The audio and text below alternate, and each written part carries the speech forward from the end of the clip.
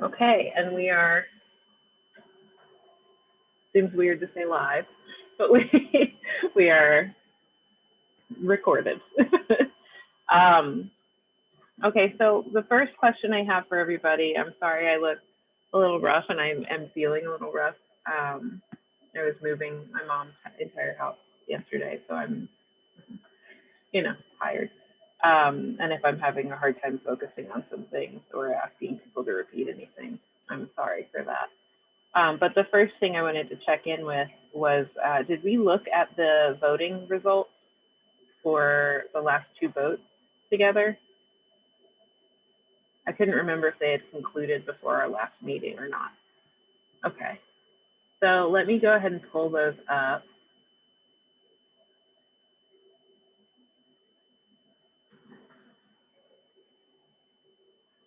And then I know today we also want to finish our member bylaws, but I also want to go over a basic, a basic timeline on the events that need to take place now that we're at a point where I feel comfortable with us officially incorporating. And also I'd like to talk about how we'd like to go about it, and how we'd like to go about raising funds for the filing fees for a couple of these forms. There's one that's very expensive, but very much worth it. So I'm also going to share some resources that I have with y'all, a couple of websites that I've looked into. But first, let's look at these vote results.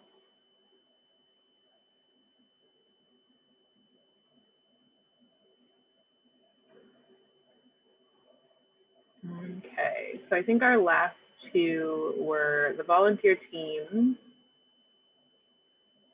and was it the officers bylaws?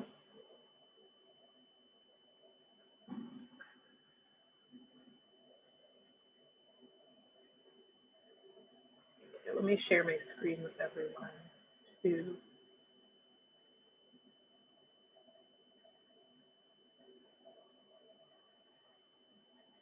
Oh, it's going very slowly. Is that shared with everybody else? Okay, cool. So yeah, I believe it was the officers. That was the last one. So we got more responses, which is pretty cool. About 16 responses from everybody altogether. This was still just a draft. And then this, I think, was the final, yeah, it was the final vote. So for this, all 16 people felt adequately served by the bylaws. No one gave us any suggestions.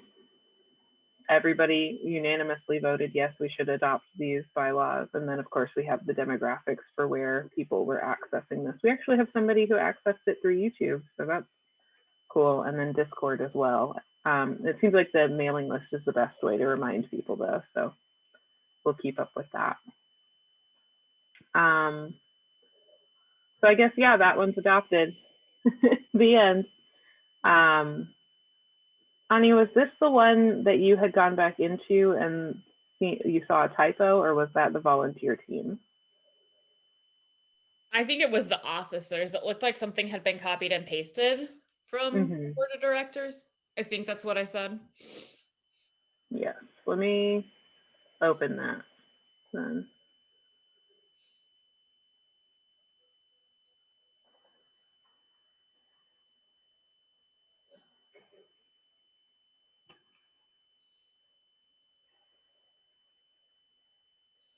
Okay, so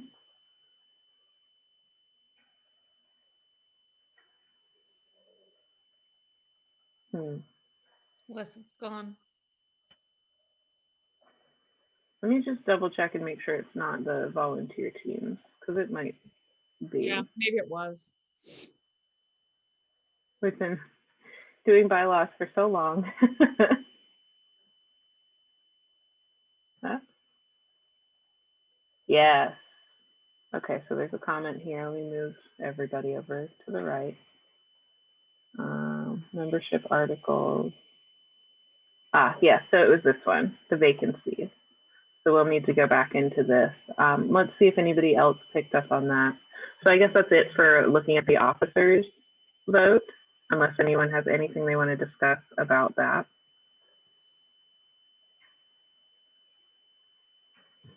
Okay.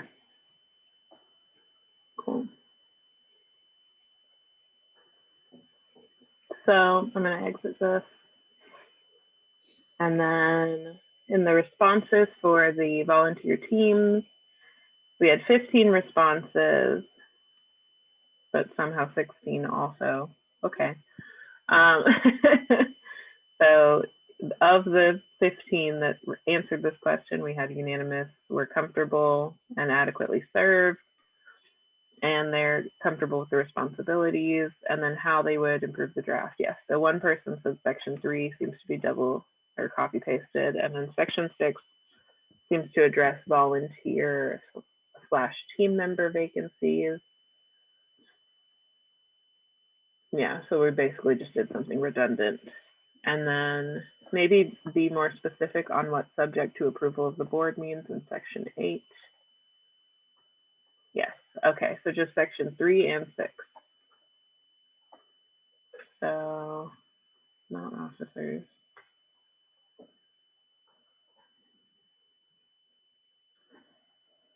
And 6. And section 3. Sorry, I'm moving around really quickly.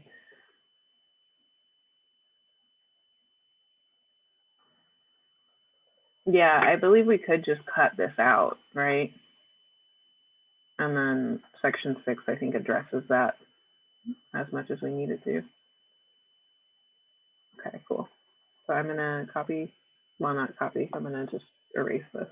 Well, yeah, because the reason I thought it was copied and pasted is because that it said section 3 and then section 3 again. So I was like, I don't think this needs to be here. Yes, yeah. I think also a lot of the things in that section 3 don't pertain at all to the volunteers. They're volunteers. We don't necessarily need to fill their vacancy with an election. Okay, so then the last comment is subject to approval of the board in section 8. So let's go there. Compensation.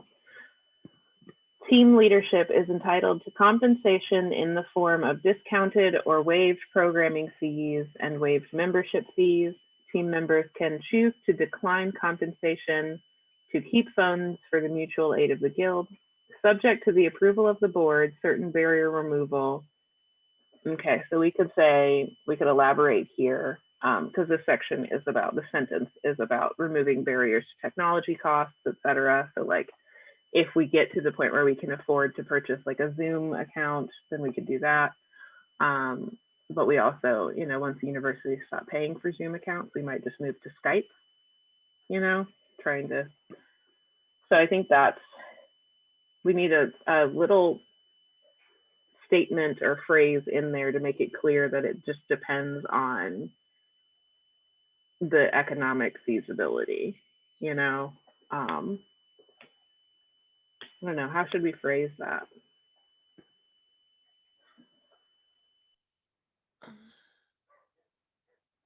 Like pertaining issues of funding. Isn't that also at the end, that very last sentence, that it is compensation is subject to economic feasibility? Could you combine those two sentences? Yeah, maybe.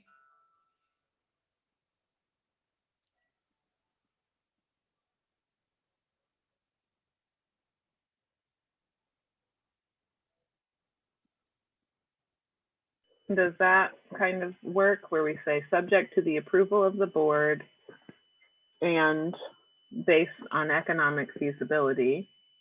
Or should we say who determine economic feasibility?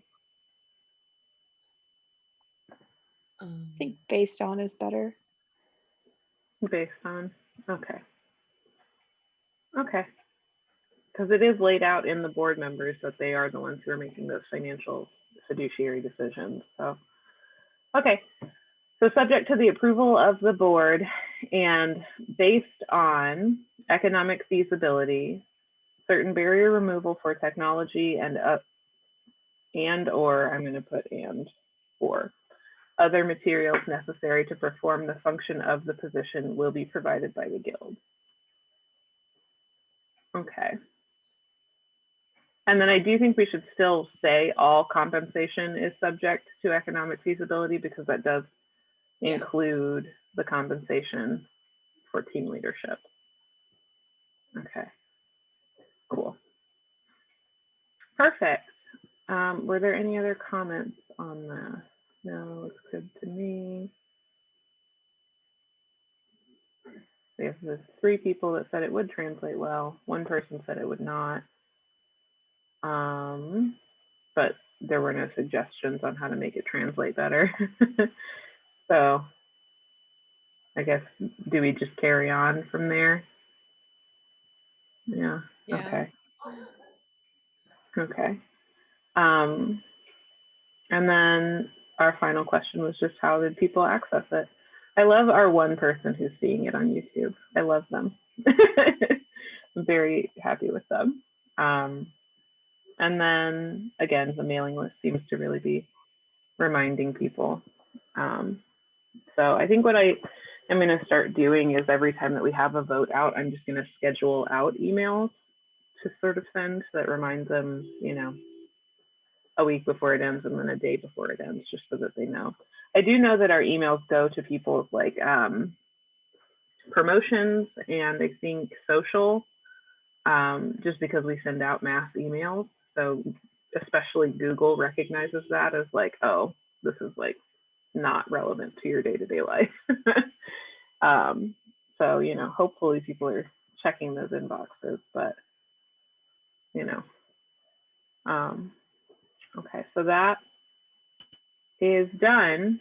And then we can put this back out into the public for ratification. Does that sound correct? Okay. And then this one highlighted section said we just need to add this to the membership articles when we get there. So speaking of membership, let's head over there. So we've already finished Article 1, name and purpose. This I've been researching, and we may actually have to change something about the name so that it says, it depends on what North Carolina says about nonprofits, but we might have to put like incorporated or corporation after this, just so that it's clear that it's a corporation. I only saw that requirement on places that were like talking about starting up a business and not a nonprofit. So not sure. I'm sorry if you hear my dog doing parkour. Get down, Pumpkin. He recently learned that he can jump over the back of the couch. And now he does it all the time. So I do believe the place that we stopped was at qualifications for membership. And then we had a couple of things to revisit. So for instance, it might not be legal for them to participate in board member votes. We need to double check that. Specifically for any financial votes. And then the guild shall have legal members with the rights and obligations set forth. Yes, so we needed to read through that big form. I'm going to be honest with you and tell you that I did not. I spent more time going down this little rabbit hole trying to figure out our schedule. So I will revisit that document. But did anybody else get a chance to do that at the end of the semester in the busiest time of our lives?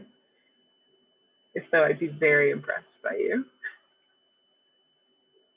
Okay, so we'll have to revisit this again later. And then of course I need to put the mission statement in here. So other than those minor things, I would like to talk about now the voting rights. So we did say members have the power to vote on any and all matters presented to the membership, attend meetings at any level, join teams or committees, voice concerns. These are basically powers Here, I think we need to get more descriptive about their vote and how their votes count. So I guess let's start with the first sentence. Except as otherwise provided in these bylaws, each member shall be entitled to one vote on each matter upon which members have voting rights. I think that checks out with our mission. Yeah. Okay, cool. So unchanged.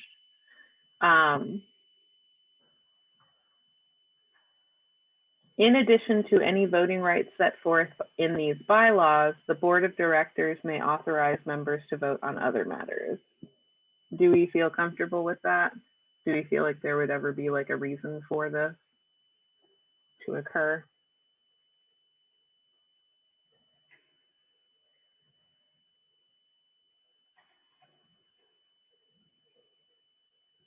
Yeah, I can't think of any. Personally, I'm trying to think about like way in the future, specifically like if we have council members that are dealing with funding decisions for, let's say, like an event or a conference or something, you know, do we include those people in the financial decision votes, or I don't know.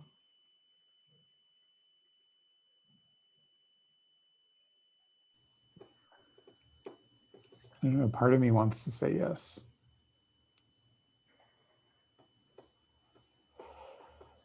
Because I just feel like I could imagine a situation where it would feel hopeless. Yeah, You know, you're powerless and you were like, I wish I had a say in this right now. Especially when it comes to things like, hey, we should really pay a sign language interpreter.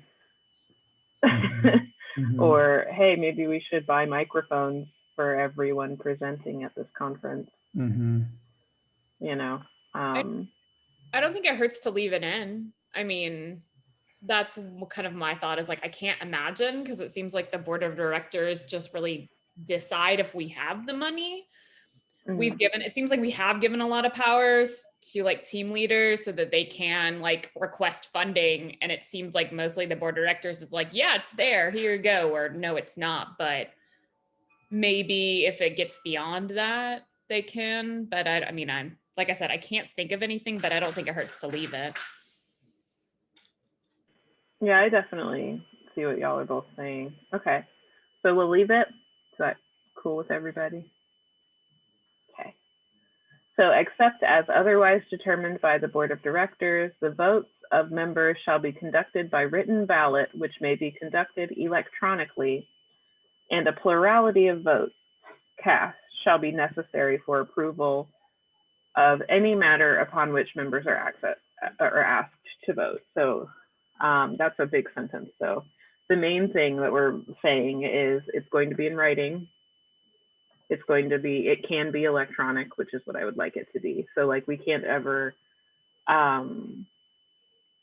put things to a vote in a board meeting, for instance, without anybody there, unless it's specific to board member things that, you know, the general membership doesn't need to vote on. Okay, cool. I think that sounds good. And then the second part is a plurality of votes. So we have been going with a plurality so far instead of a majority, just because if they're voting 3 to 5 different options, you know. And then I think it's pretty comprehensive to say for approval of any matter upon which members are asked to vote. That's pretty comprehensive. Okay. So we all feel solid with this section before we move on? Okay, groovy. All right, the final section, meetings. So section 5, meetings. Being a volunteer on a team, so this is copied from the volunteer bylaws. Being a volunteer on a team requires attendance of at least 2 meetings per year to be scheduled by their respective zone representatives.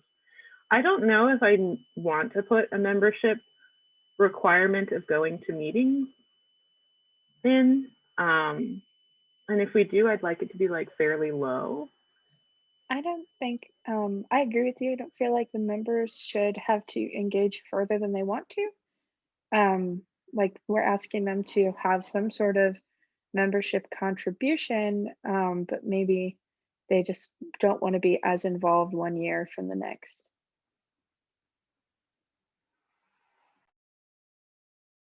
Yeah, my big thought with these member requirements, specifically when it comes to attendance, is to, for instance, like if we have a member who is in a rural community during the pandemic, right?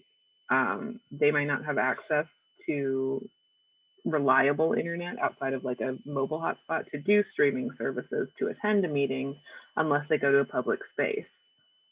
I'm not, you know, I'm not interested in making them risk their, you know, health just to show up to one of our meetings, you know. I mean, I Okay, also cool. think it's a good marker for like, if a member is showing up to 2 or 3 meetings, it might be a good time to suggest to them, like, would you like to be a volunteer? Like, you're very engaged. Yes, exactly. Okay, so is everybody all right with me removing this? Okay, let me erase that.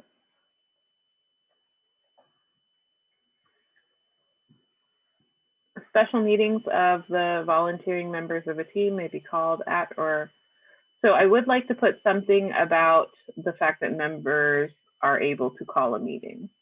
But I'm not sure what we would want this to look like.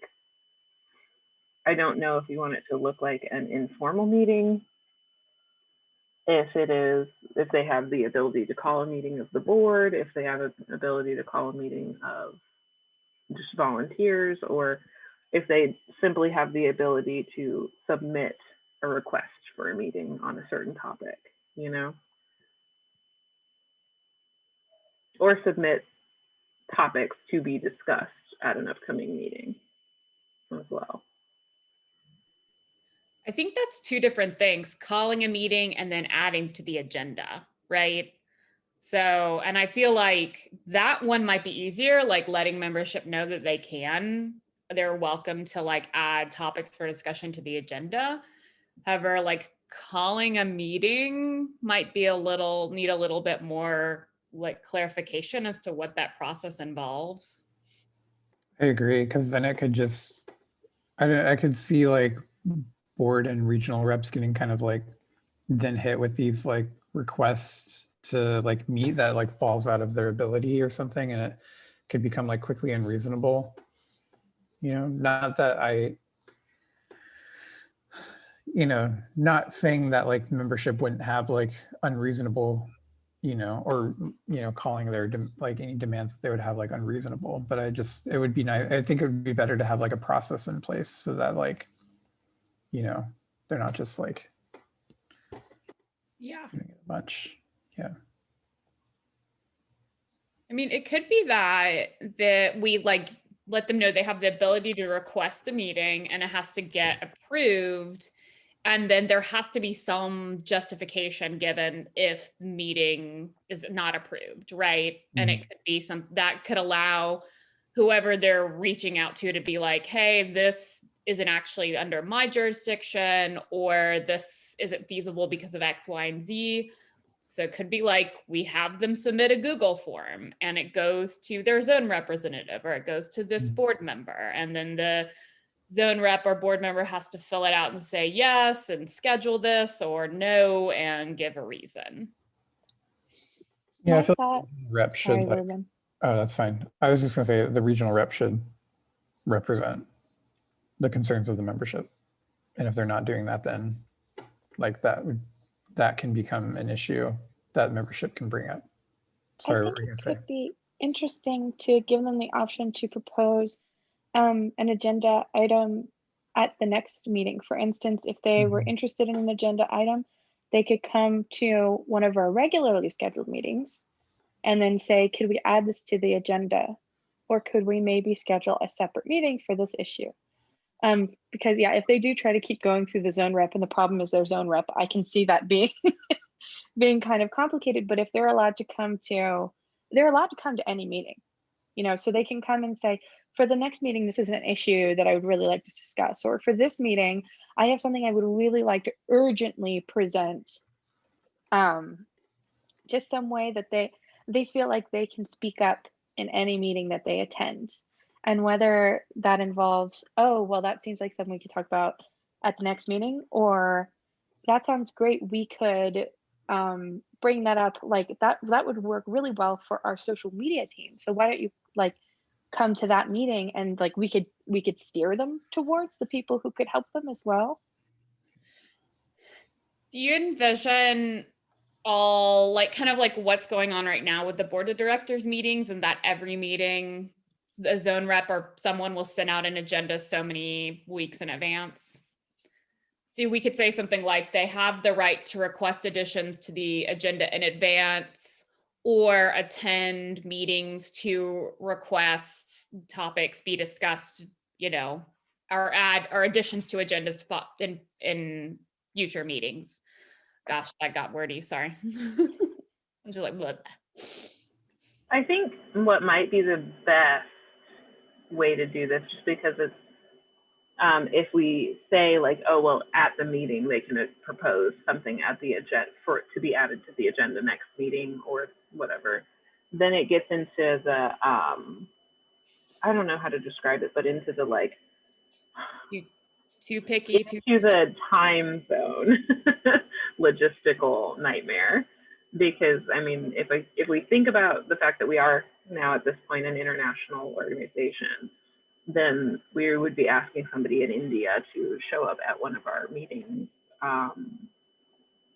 in an Eastern Standard Time zone, you know, and it might actually be better for us to give them a form, like a Google form, and then on that Google form say which level of meeting they'd like that agenda item to be added to, and that way one of the volunteers or one of the zone representatives can get back to them and say, actually, this would be more appropriate at this level, but we will add it to the agenda. Does that make sense? Okay, so I did add, I'm sorry to interrupt, but I did add a statement here. Members are allowed to attend any meeting at any level, because we didn't actually have a statement about that here, and are able to discuss agenda items at the end of the meeting. So I think it is good to have that structure of like, okay, now let's open to the floor. Kind of that town hall structure, I guess. And then one thing that I know that Olivia has discussed before, at least with me, I'm not sure if she mentioned it during one of our incorporation meetings, but she does really want to have the ability to have town halls. I wish she were here because I'm not sure what her opinions would be on this, but I think what I'll do is just send her a text and be like, hey, look at this specific section and let me know if this, you know, addresses the town hall aspect. But we could also just have additional town halls, and that might be fine too, for people to air any kind of concerns or suggestions or anything. So would somebody else, does anybody else have this document open? Okay, then I'll go ahead. Let me just make a quick note to myself.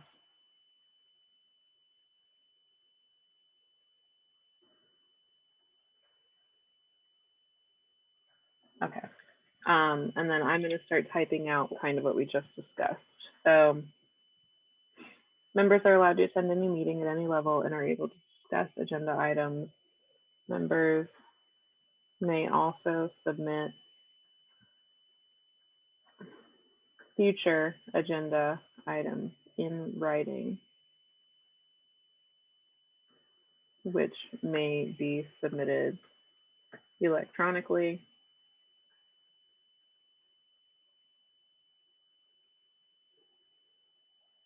Does that do enough to address what we're talking about, or should I be more specific? I wouldn't be any more specific. Like, we don't want to say what kind of electronic Yes. or anything like that, just to keep that a little bit more vague. And then whatever solution we come up with can work. And then if one day Google Forms really sucks, they can do it a different way. Yes, exactly. My one big question here is, should I add like a time frame? So give somebody at least a week to make the agenda. I would definitely do that, especially because like we'll have like different meetings going on. So I doubt that there would be like a really long time between two meetings. And if it's like, oh, you didn't get it in for the deadline for this meeting, but we have another meeting coming up if you want to talk to them then, just to make sure like one group doesn't get overburdened. Okay, perfect. So I added just a statement that says at least 1 week before the meeting in question. Okay. Special meetings of the volunteering members of a team may be called by or at the request of anyone involved in the team. We just kind of discussed that. It's more about agenda items than calling meetings. Notice must be given at least 2 weeks in advance by any usual means. So how are we going to uphold notices to our general membership?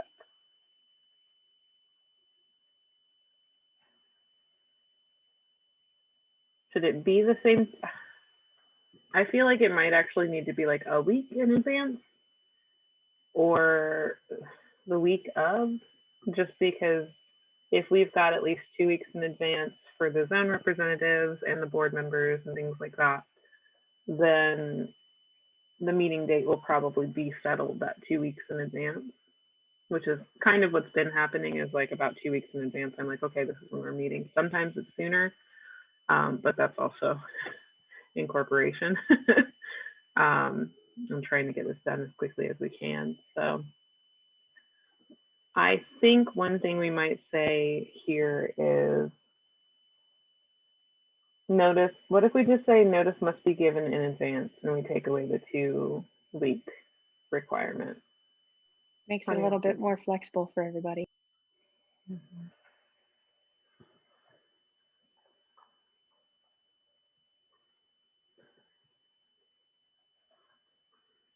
And then we're talking about the means of communication to each zone representative. So by any usual means of communication, so email, newsletter.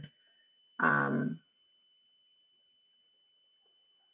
going to say to the membership. And any action taken at a special meeting shall be voidable upon failure to obtain acknowledgement of receipt of notice.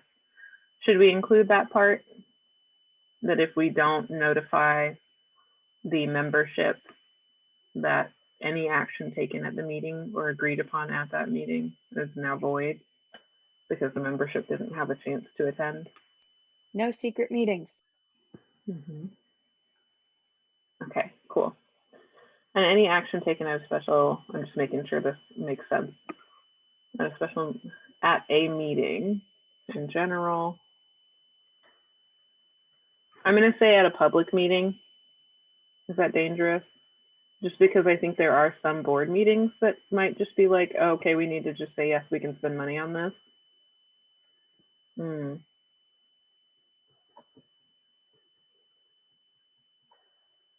Are you trying to say like, if an action is taken, but it doesn't require the approval of the membership? Yeah, yeah. Any action taken at a public meeting requiring the approval of the membership shall be voidable upon failure. That way, if it's something that the membership doesn't get to vote on, they can't be like, well, it doesn't count. Okay. That's true. Not every single person can vote on the budget because they would never get to a consensus. Mm-hmm. Exactly. Okay. Of course, everybody can give us input and they can attend the meeting and Right. that can, you know, suggest agenda items. Yeah, exactly. they're not secret. You can attend them, you can see what's discussed, but you don't necessarily like get a vote on some stuff. Yeah. Okay. And that's also just because like members aren't held to the same standard as board members. Board members legally have a responsibility to, you know, act in the best interest at all times, you know? And the members are electing their board, so hopefully they're picking people they have confidence in representing their interests. And they can be board members. That's true. That's very true. If they don't, you know, I hate to say if they don't like it, they can become a board member in the future, but you know, that is true. Okay, so let me make sure the sentence makes sense, as much sense as a legal sentence can make.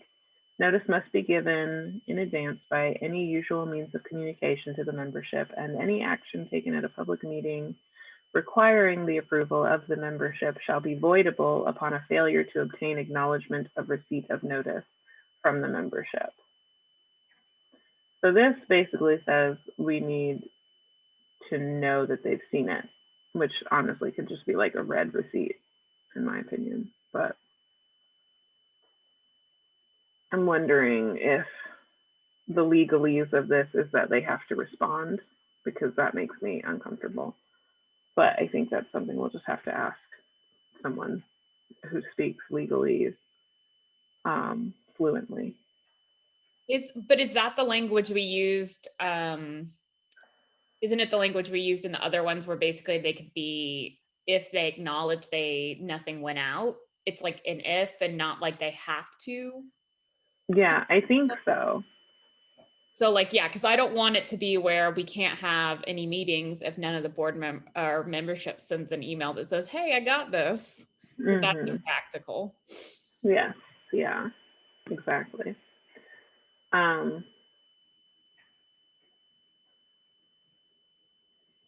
It says upon, if a member submits a failure to, no, that's too much words. Like Notice must be given. Any action taken at public meeting requiring the approval of membership shall be voidable upon a failure to, I'm just going to say notify the membership. I think that is the clearest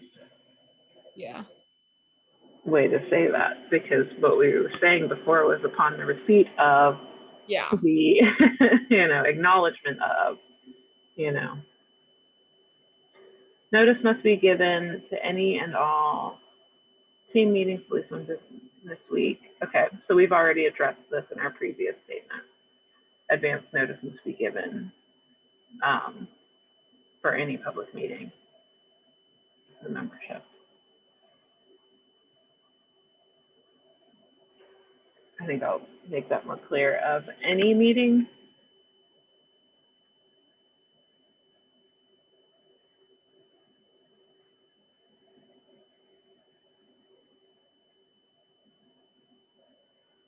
I'm gonna, what I have put here is notice of any meeting requiring the approval of the membership must be given in advance by any usual means of communication to the membership.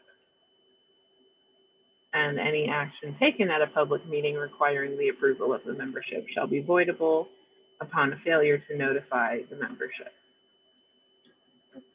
Is that notice of any meeting that has an agenda item that requires the approval of the membership? Yeah, I would think that would count. Yeah. I think, but then we get into like, would this be a meeting that everybody should have been notified about? Which I think I did tell people that, but I didn't send them the Zoom information because my brain was like, well, they're going to get to vote on it. So that's their participation. They haven't voted these bylaws in. Yes, we haven't ratified them. Yeah. So then what do we do with that kind of sticky language?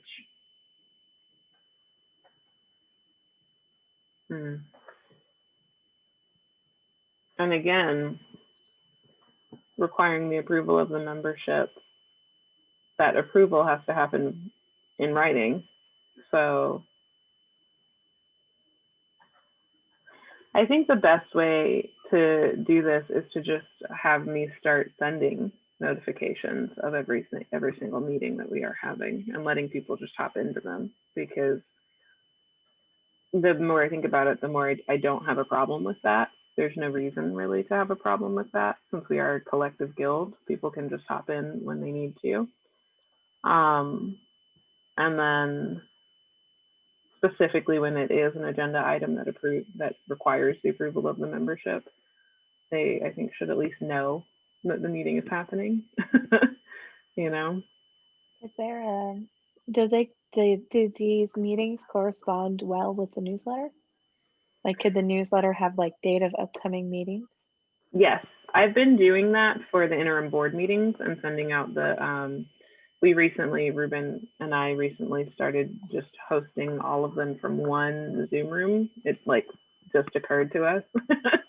And so I've been thinking this might also be something that could just occur from one Zoom room. And that way I don't need to like contact, for instance, Ruben, because Ruben's uploading them to YouTube, and say, Ruben, can I have a Zoom room for this? And that way it can be pretty steady that we're just kind of holding them in the same Zoom room over and over again.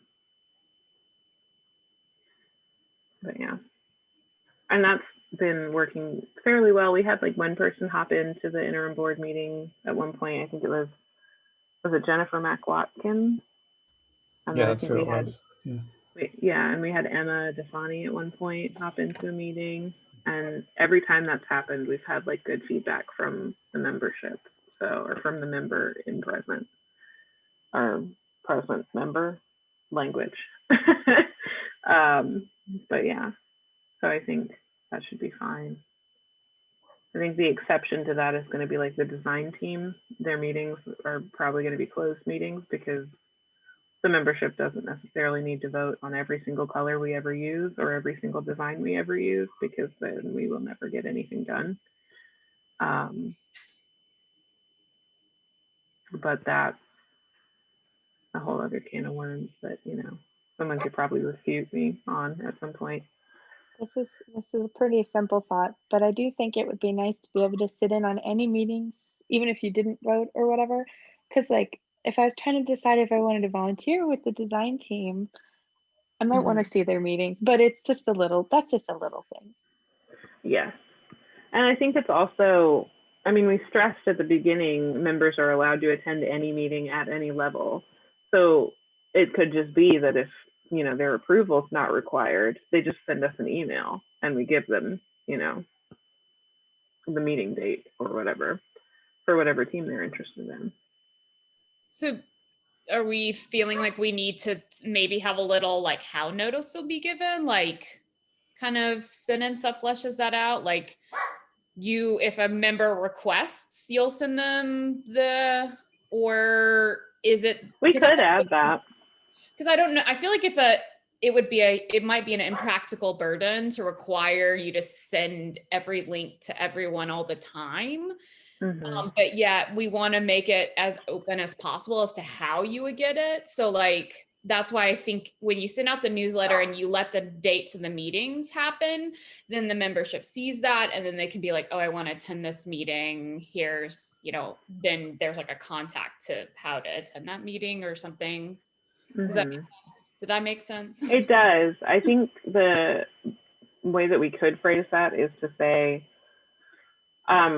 again, you know, any meeting requiring the approval of the membership, I think we should send out to them. So if we're changing the bylaws, right, if we're, you know, doing anything really big, they should know. And then maybe we add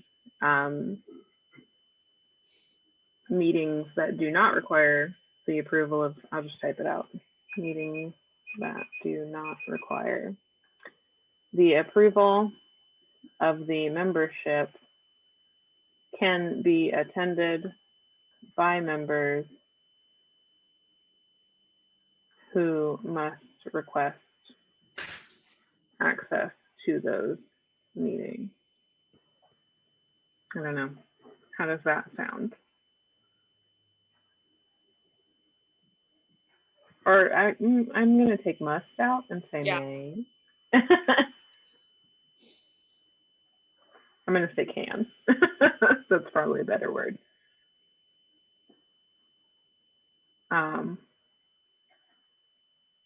Yeah. Does that feel solid for everyone?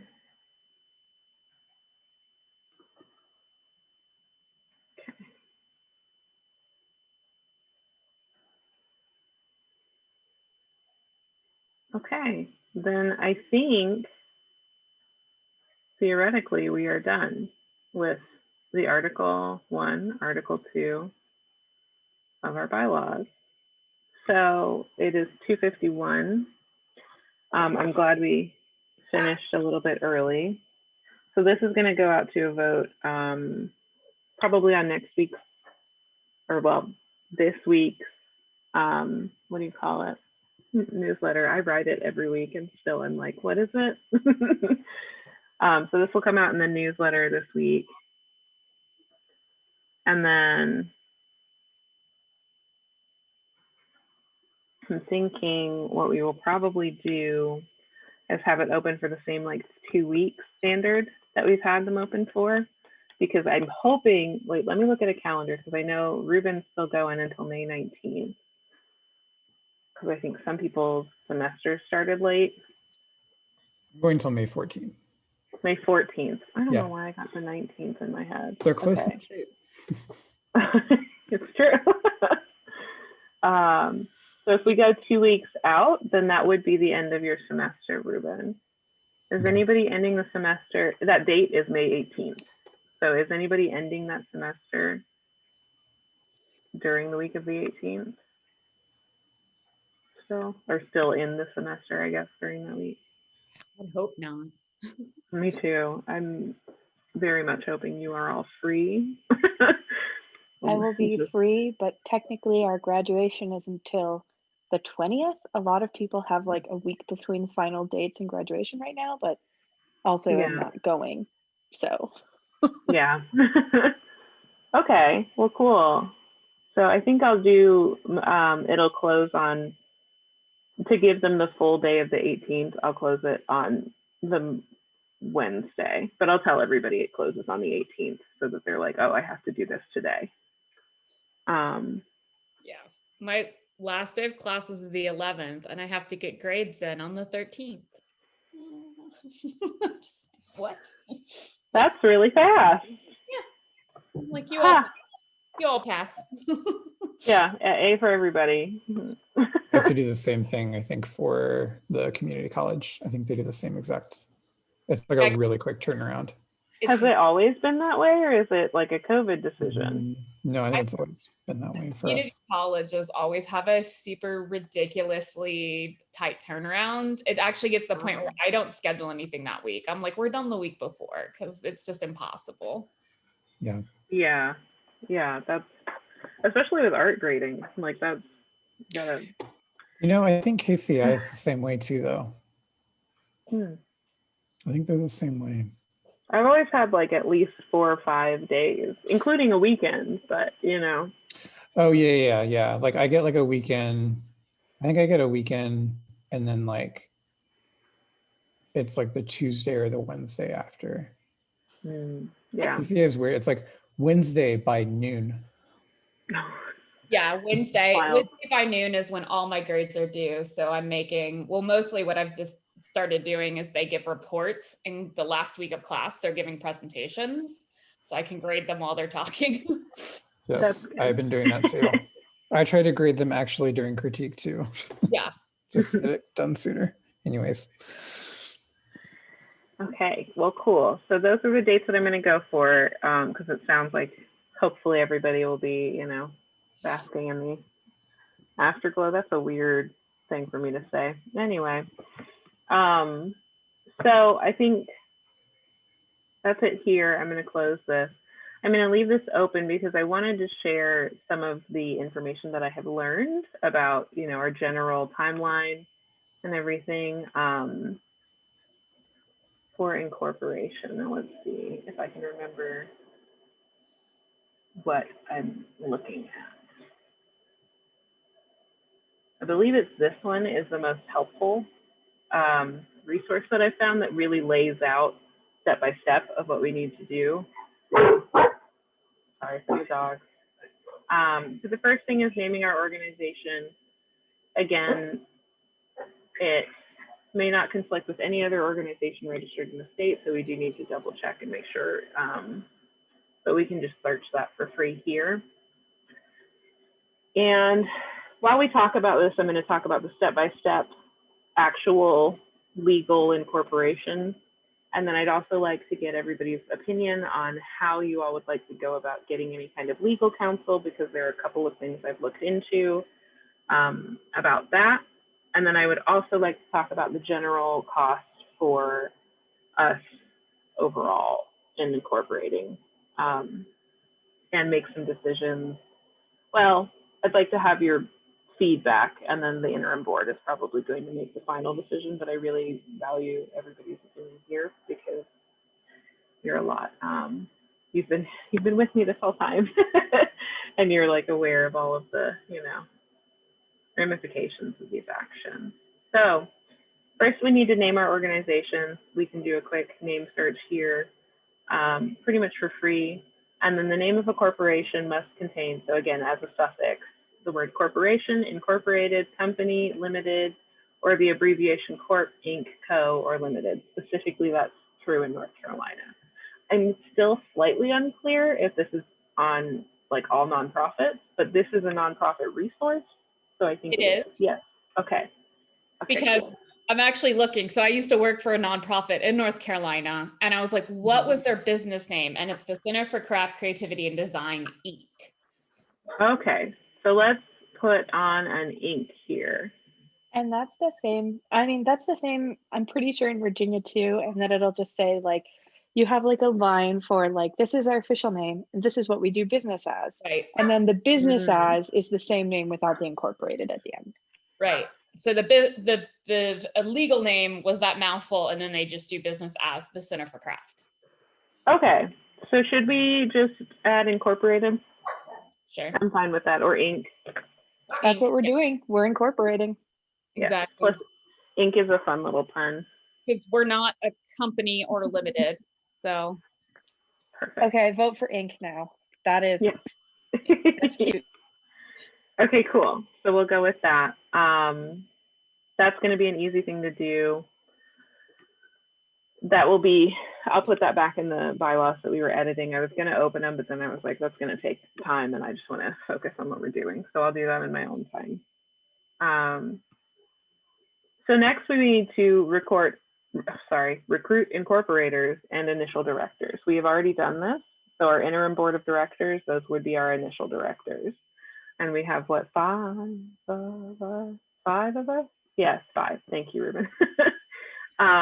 So we are good there. That fits within the bylaws as well. So it's not like we'd have to like vote someone off the island, so to speak.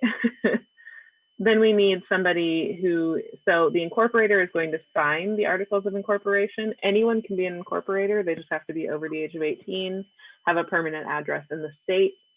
And what is the other thing? Oh, there's one other thing that's not listed here. But I fit all of those requirements, so I can just be the incorporator.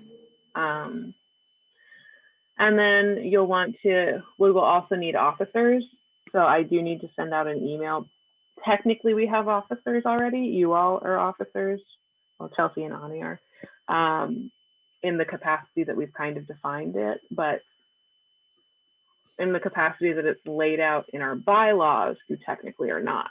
So we'll have to think about like, how do we appoint people once we're filing our bylaws. So that's something to keep in mind, especially because I think our officers are elected, right? Mm-hmm. So it may just be that we have the group of people that have been volunteering and we list you as officers at first, and then we have a vote election area. Yeah. And then we move from there. But yeah, cool. So we also have that stipulation that our officers are dictated by the number of people working in a general area. So we're going to have to find that out as we collect membership fees. So it's a weird cart and horse situation.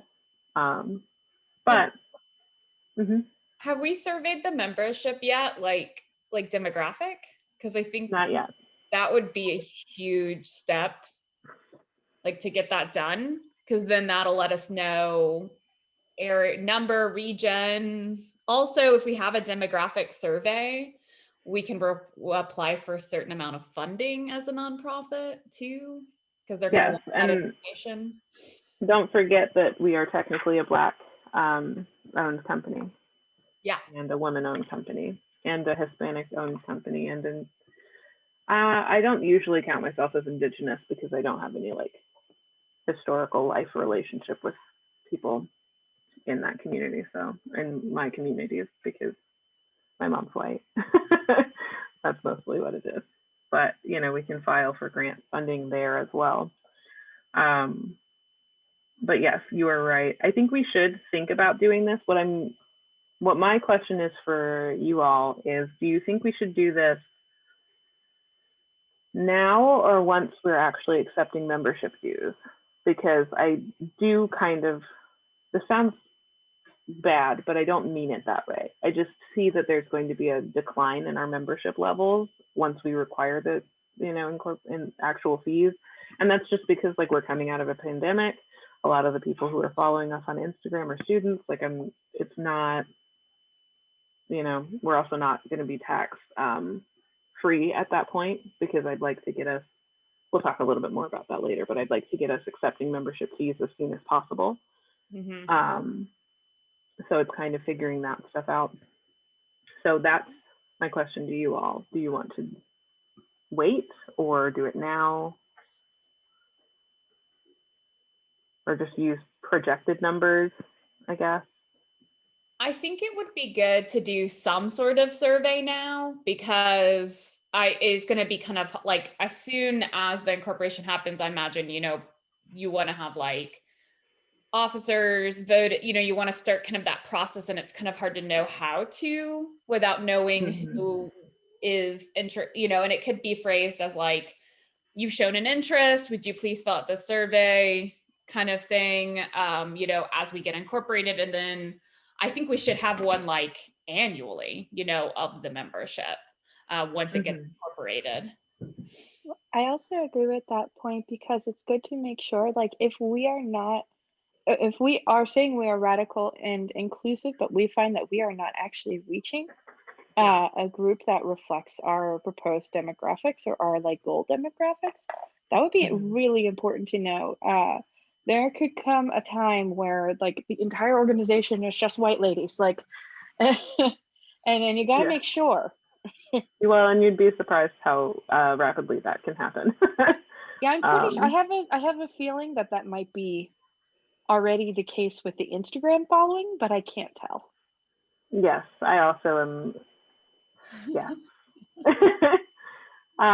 So that's something that we'll also need to think about. And then you also mentioned has to be Black women led. Yes. Right. Yes. It's semantics, but it really matters when you're incorporating that you're like, by the way, it's led. We are not trying to own this. Yes. Yes. Yeah, that's true. I keep seeing the owned because I keep I keep slipping into for-profit business. Like I'm starting on nonprofit and then I follow links and I'm like, no, this is not what I'm talking about. So yes, you are correct about that. But I do think, and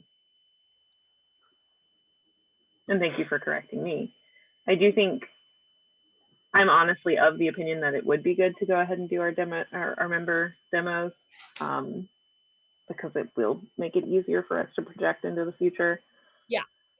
And then it'll also make it easier for us to see like how, let's say we institute like a minimum, right, for pay what you can membership, and the minimum is $5. We can see how that's impacting our membership and make like, listen, I just love data is my real answer to you, but we could make, conclusions based on the fact that, okay, maybe the $5 cost is prohibitive. Maybe we should go down to $3, see how that works, et cetera, as we kind of grow. And I think that would be it's also, like you said, Ani, a great way to find grant funding, which is something that I have also been looking into. Okay, so we are mostly done with this. The main thing is the officers, but we mostly, I think, just need to contact our volunteers and ask if they're comfortable being listed as officers at this point.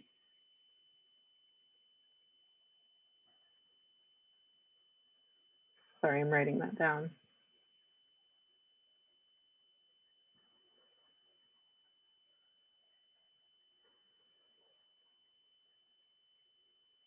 Okay. Then the next thing is appointing the registered agent. Oh, I skipped ahead before when I was explaining. So again, the registered agent is the person who's basically receiving all the mail in the state. And so if anybody's like, hey, we're suing you, the registered agent would be like, excuse me, you're being sued, etc. And again, I could be this person.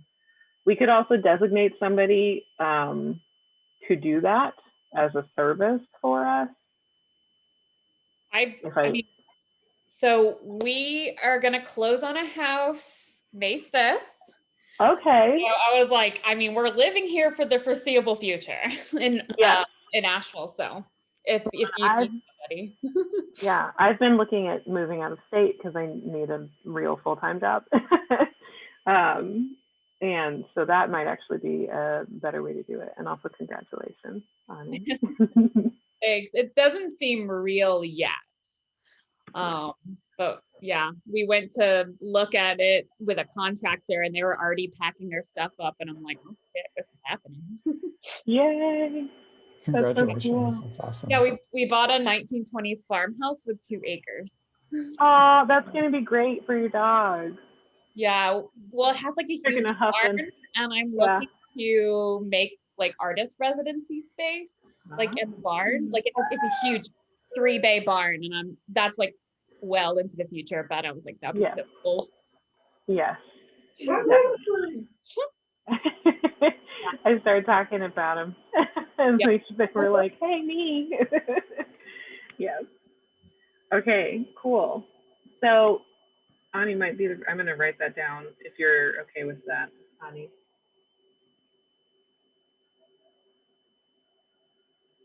Okay, and then preparing and filing the Articles of Incorporation.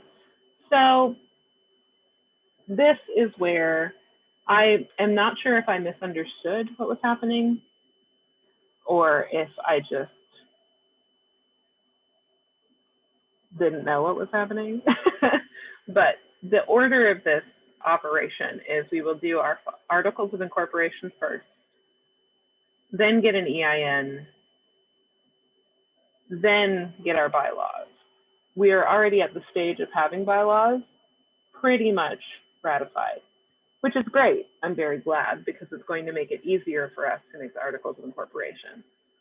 The Articles of Incorporation, I'm not sure if this is something that anyone's going to want to vote on because it's very specific and jargony. But this will cost money to file. So this is going to be $60. We're not going to do the expedition fee because it's 5 to 7 business days. We're already operating as a virtual organization. Like, it's fine. Basically, these will mark, I'm just going to read through this because they explained it really well on this page. They officially mark the creation of our organization. So we will be a real boy once we file our Articles of Incorporation. They document where and when the organization was formed and capture other information necessary to verify its existence. So while the requirements for language will vary from state to state, there are some basic provisions that the IRS is going to look for when we're applying for a 501c3 exemption. So there are a lot of places that will advise you on your Articles of Incorporation, but won't make sure that it agrees with 501c3. This website, thankfully, lays those out. It was either this website or another one, and I can't remember, but I have a website that lays out what we need to say. It's important to customize the Articles of Incorporation for our organization and make sure we meet the state and IRS requirements. Meeting these requirements from the start will help you avoid having to make amendments later on or risk getting your 501c3 application rejected, which, by the way, the 501c3 application is either $275 or $600 to file. So we do not want that one to get rejected. Some states will also require that you publish your Articles of Incorporation, so just make sure that you're mindful of deadlines. This is what it says about the North Carolina laws. It's the Secretary of State that you file them with. The form is this one, N01. Why? It's this one. If it would open, that would make me very happy. Sorry, I tell my students all the time I'm incredibly impatient. And then they sit through me doing things like this and they're like, oh yeah, you were not kidding. Let me share this with you all as well.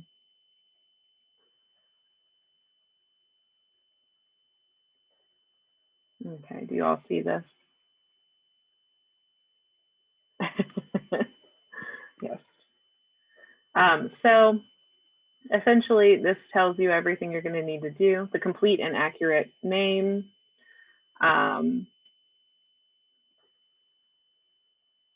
charitable or religious corporation, we will need to check. So this kind of leads us through it, but this is what the form looks like.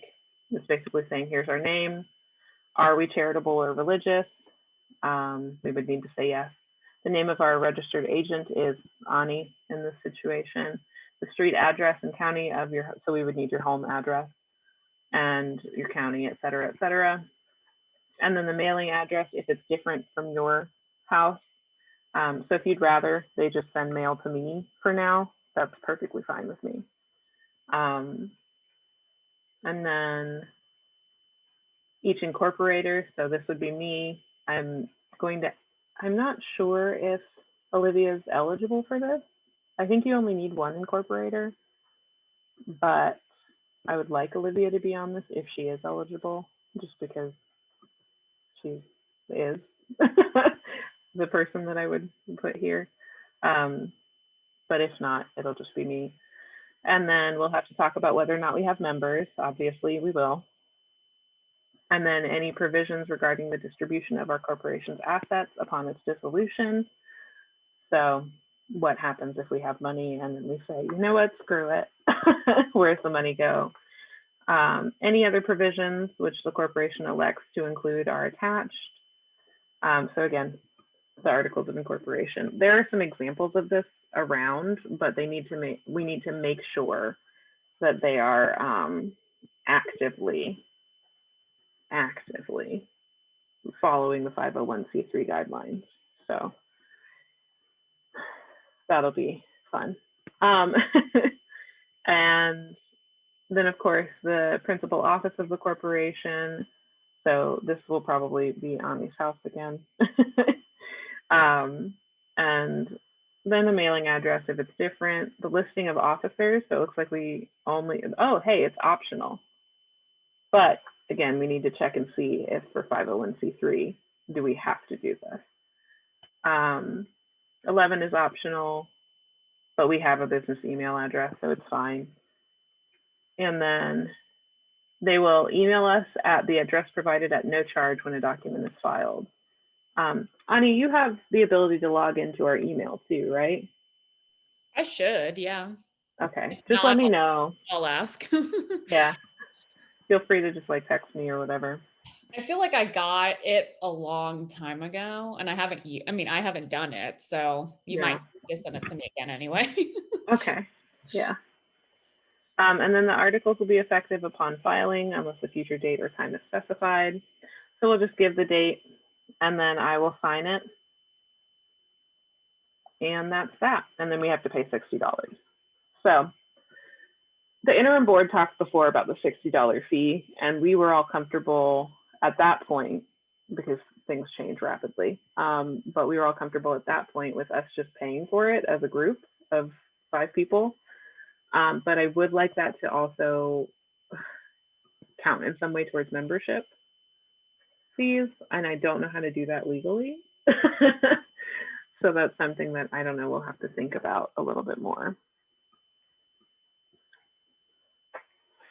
I mean, could make that, I think if we put it in some sort of like announcement to the membership and then they can approve it or something. I feel like there was something in the compensation section. Yeah, you're right, there is. Let me check what it says for I'm going to just make a note to check what it says for the board members. I'm just trying to understand. So like if, when we pay, like when we offer up like our own personal money, that retroactively gives us like a membership due coverage type thing. Is that what you're saying? Yeah, that's what Okay. I'm hoping for Okay. sure. I think that would also be, I'm going to use the word cute because I can't think of a better word for the larger amount that needs to be raised for the secondary filing. It's like everybody who like buys in, do like a pay what you can, like give us $1 if you can, and that's your first year of membership. Yeah, I think that would be a fantastic idea. And I'm super into it. I think it's And fun. the one I like- thing we got to yeah. think about is, oh, sorry, go ahead. Well, I was gonna say, yeah, I like the idea of turning it into like a mutual aid kind of funding thing from the group. And Right. channel, like, you know, to the individual for this, and then the individual being like, okay, here's the receipt for this. So Yeah, I think that would be good. And my main thing is, I think by then we will have an EIN too, so we can set up a Venmo for ourselves. And then I think what we would do after that point is say, okay, stop giving us money or take down the post, or however it is that we got the, you know, funds in the first place. We would be like, okay, no. And I think that would also be a way for us to say, okay, if you've given us more money past this point, because I do know that I'm being optimistic here, but that has happened before to some people who ask for mutual aid virtually, is they end up with a lot of surpassing their desired goal. And so I think what we could do is say, well, since we surpassed that goal, let's take the money for whoever donated it and just say, well, that's just your membership dues, you know? And I do think it's important for us to like say, hey, let us know if you want to be a member or if you just want to do this as a charitable donation. do we have to do there could specific for that in that case then? If it's a for it to be a tax write-off for them, yes. But I think as long as they don't do it in excess of a certain amount of money, then it's fine. But we do have to fill out a whole other form later on so that we can accept charity and do fundraising and such. I do think this idea might need to go by a lawyer, but I'm also kind of like, I don't know. I don't know if it has to. I mean, we won't be incorporated. We won't be an organization. It's an individual Right. crowdfunding at that point. Yeah. And that way we could ask for that money up front, because that is kind of the idea. Let me be clear about what I mean by upfront. Not waiting, right? So we haven't filed the Articles of Incorporation yet, so we're not an entity. And we just do a quick fundraiser, which then would have to go into somebody's personal Venmo account because we won't have an EIN. But it would be a little bit of that like tax loophole probably. And honestly, it's about what, like $700 rounding up, 660, I think, total. But I think that would be an easy way for us to say like, okay, let's just accept this certain quality or this certain amount. This is the idea that I'm being weird and vague. Hold on. We can just say, this is our projected budget for incorporation. Can you help us meet it? In, you know, exchange for membership for this year. And then it can become that more fluid.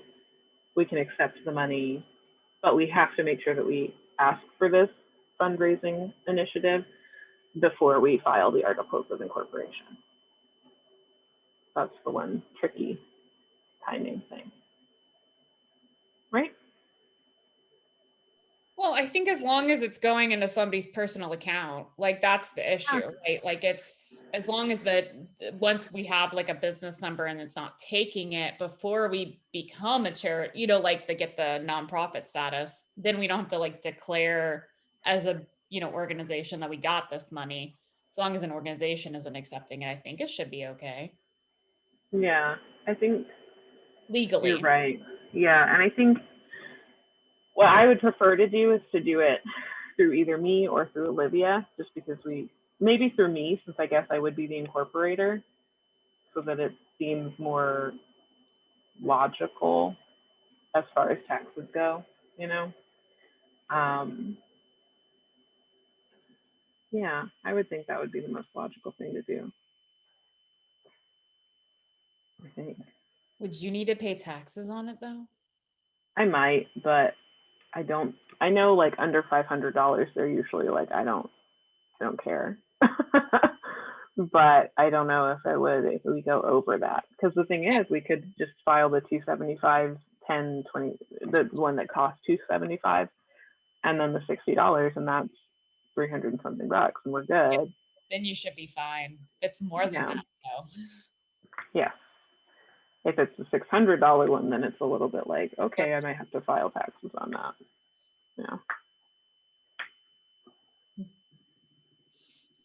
You might be able to, since all of this goes through the IRS, all of this money goes through the IRS, you might be able to preemptively write it off as your own Yeah. donation. Like, if That's we receive true. incorporation, then I donated this money to my incorporation. That's very Kinda true. weird. Taxes are so silly. They just are. But yeah, so this is the form that we would need to file, and then the provisions for the nonprofit regarding, distribution of assets upon dissolution, we do need to make. Form N14 has a sample of that for us to use as a guide. And then other provisions may address the purpose of corporation, limitation of liability, et cetera. So I will say, I think the Articles of Incorporation will be the next thing we draft, knowing what we want this organization to look like. I think it actually honestly might be easier now than it would have been if we'd done this first and it was just me saying what was in my head, But yeah, so I think that's probably where we're going to go next. Weren't we also going to do the section on miscellaneous provisions for revision of the bylaw and removal of a person that's being problems? You are very correct. I completely forgot about that. Do we Yeah. have a code of conduct? That was what was one of the miscellaneous Yeah. provisions. That's what The I code said. of conduct and the removal process. So And the I will revision say, process. the good thing is, I'm going to actually ask you a question, but I'm going to say for context, we don't need to have our bylaws until after the articles are filed, right? And let me check and see how far after that needs to happen. We get our EIN next, store nonprofit records. Yeah, that's fine. It's all on the internet. We have it stored pretty well. Our bylaws are the governing. Yeah, so that's step 8. So we will have a little bit of time before we need to file our bylaws. It will essentially be at our first official meeting that we will have to ratify those bylaws. So that might mean, all of that to say, I'm wondering if y'all would prefer to do Articles of Incorporation first and then go through incorporating and then return to the miscellaneous provisions, or if you would prefer to just fully finish the bylaws and then do the Articles of Incorporation. My only worry is just giving people enough time to vote on that section of the bylaws, so that we would be able to ratify them at our first meeting, because we're already able to ratify every section except for the one we finished today. And then we will also send out one more, so essentially at our next official meeting, once we are incorporated, we will send out a full ratification, just so that everybody agrees with all of the bylaws. And that will be after we establish, like, somebody double checks it legally to make sure that it complies with 501c3 regulations. So I definitely agree with what you're saying there. Any other thoughts on that timeline?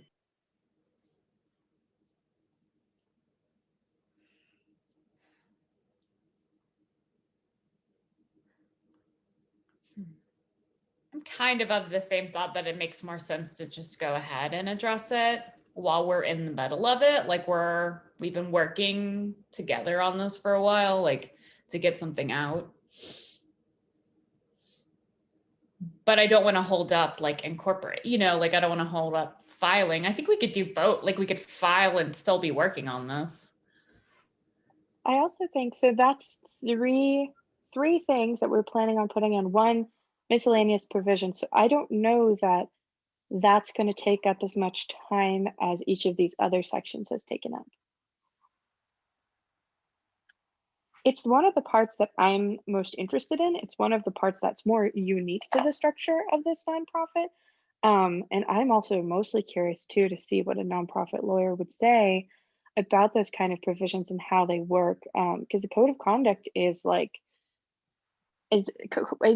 essential to the formation of the organization.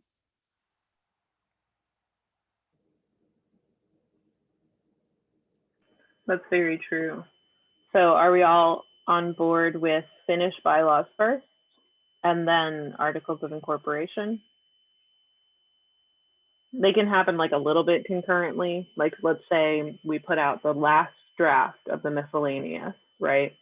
And then right after that, we like have a meeting while people are still voting on that draft before it's officially ratified. And then we start looking towards articles of incorporation, right? Does that make sense? Yeah, and that timeline works out really well for everything to be in one document for ratification for our first meeting. That's very true. So cool. That's how I've written it down. We'll finish the bylaws. Thank you so much for bringing that up, Chelsea, because that fully slipped my mind. Very excited about it. It's very different and interesting to me. Yes, I'm really hopeful that like a lawyer doesn't get their eyeballs on it and go, no, because that would just break my little heart. I have a feeling that it must be allowed because we lay this out in the bylaws. And if someone reads it and they go, ugh, they don't have to be a member. Exactly. That's exactly true. I mean, that's kind of the purpose of the code of conduct, especially like if you can't behave, then this is not the place for you. Okay, so I'm going to share, we've looked at this form. I'm going to share my desktop again, or my Chrome or whatever I was sharing before. This kind of checklist. So preparing and filing the articles of incorporation. That will happen after we've concluded the bylaws. We will go ahead and do the articles of incorporation and then file. We don't need to do this. This is irrelevant in this state. Then we finally get to have our EIN and start applying for grant funding, actually accepting membership dues. My general thought on this is that it's going to happen more towards July, which I'm kind of fine with. I think that was in our original. It was either we were going to be incorporated in May, and I think we were going to start accepting membership in June. So we're not super far off of our original timeline, which is good. I do think this would be a really great way to do it. This form is free, which is great. And then the turnaround is immediately online. So literally we just do the EIN, we have a bank account the same day if we go to a bank account. I will say one thing that has been suggested is that we choose the bank that we account with at the first meeting instead. I do think that makes sense just because that will be our first official meeting and we can get a bunch of stuff done, knocked out of the park. And also because that would be the board members, purview in the first place. I think that this is definitely going to need to happen before anything other than the necessary steps. This is definitely my priority. So.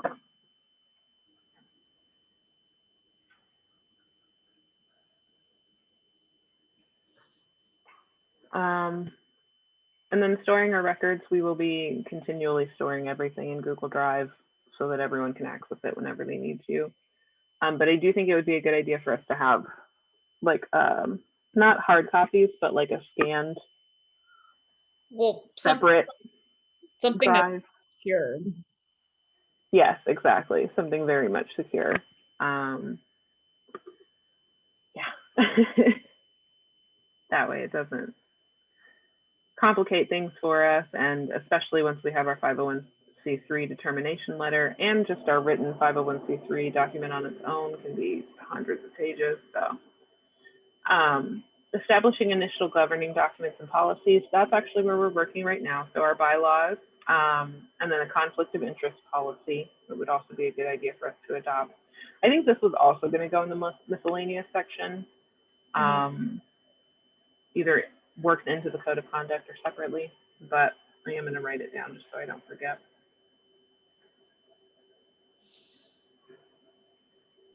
It's also, it's very standard. Like your conflict of interest policy does not need to deviate. In fact, it's probably better if it doesn't deviate from the very formal writing about it. Perfect. Okay. And then, again, personal interest should be set aside. We've already kind of talked about, at least I know the board members have definitely talked about this, and I think we talked about this like a while ago when we were writing board member bylaws. Personal interest should be set aside, blah, blah, application to. So our application to the IRS for 501c3 exemption will require that both the bylaws and the conflict of interest policy are approved and adopted. So they have to happen before we apply to be tax exempt. So there is that.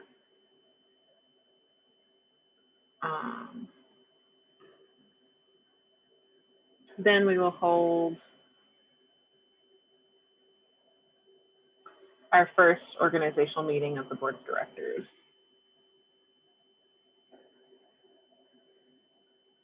And at that, it's suggested that we vote on our conflict of interest policy.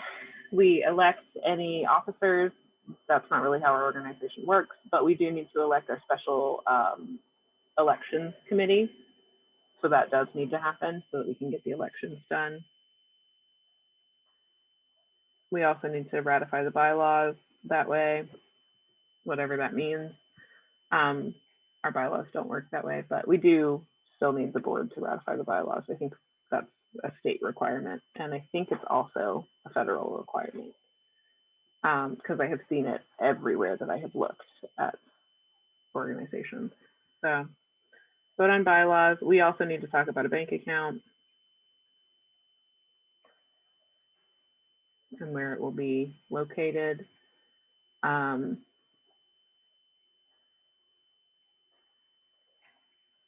Sorry, I'm writing all of this out to make sure I retain it.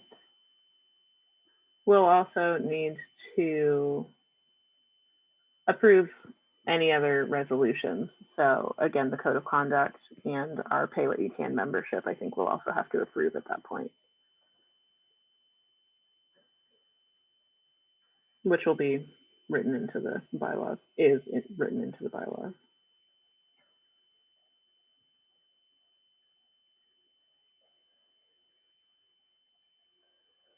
Okay. I think also at that meeting, we will need to talk about whether or not we want to bring in I can't think of a word for them right now, but there are these organizations that exist to help 501(c)(3) compliance happen in bylaws and things like that. I've kind of switched gears from just looking for a pro bono lawyer to also interacting with those groups because we're having such a hard time right now finding a pro bono lawyer. I have emailed, I think it was the New York place that had legal counsel for artists or something. It's got an acronym, I can't remember. I emailed them and haven't heard back. I'm going to try SCORE one more time. And then I found a couple of other organizations that might be able to help us for free, but they're all like the kind of organization that says, give us a call instead of giving you a price point. So I'm a little iffy on that. But I submitted a form to Pisgah Legal Services, which is based in Asheville, and they specifically work for people who can't like pay. that's one of the big things that they do. But then they also have they also work with nonprofits as well. So I haven't heard back, and I just submitted like a contact form, and I think if I don't hear back, I'll just call them and be like, because they have a big application you can fill out, but I'm not looking to settle a legal dispute, so it didn't seem like it really applied, because it was like, who's the opposing party? And I'm like, oh no, that's not what we're doing. It's the world that's coming after us. No, I'm just kidding. Everyone. Yeah, the system. Yeah. But yeah, thank you for doing that. Please let me know. I'll also let you know if I hear back from anybody as I'm kind of searching through. The last time I interacted with SCORE, they were basically like, why don't you watch these videos and then get back to me? And I'm like, Well, I have very specific questions based on already knowing what I know, you know? So yeah, I think they might be more likely to help us too, since we're incorporating in North Carolina and as a nonprofit. So I think it definitely like falls under their mission. yeah, And also if there's an office here, I can literally just be like, I can go visit you. exactly. Yeah. And SCORE is cool, but they mostly do mentorship. So Yeah. it's like, okay, is that legal mentorship or is it just like somebody who worked in a nonprofit at some point, you know?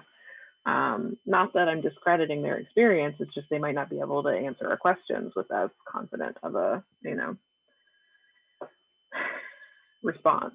So around this time is when we'll approve whatever it is that we need to do for the lawyer or legal counsel. I will say the interim board may approve something sooner, like for instance, the fiscal legal services, but this would definitely be the deadline for us approving whatever we're going to do. Then we'll need to get North Carolina state identification numbers so that we can file taxes here in North Carolina. That's free. The fee is free. It's pretty straightforward. And this I also would be something that we would say like, okay, which member is going to do this, or does Ani need to do it, you know, et cetera, et cetera. And then we need to, this is the big thing, we need to apply for 501c tax exemption. This is the biggest thing I have learned since our last meeting, that it is the biggest form I have ever heard of in my life. But they have released an amended shorter one that is the 1023 easy average. The issue is we have to find out if we're eligible for that one. And I am not comfortable determining that. See, that's my what I'm hoping the lawyer, like, that's what I was hoping, like a lawyer could get eyes on and just like somebody to walk us through that. Yes, exactly. I'm hoping that once we get whatever lawyer or legal aid, or even like, I wouldn't say an accountant because they might not be able to do it, but whenever we get anybody who can get eyes on it and like really verify for us what we've got going on correctly, we would need to have them look at our bylaws to make sure those don't violate any, you know, application for 501c3, or our articles as well. And then I think, shoot, I'm forgetting what it is.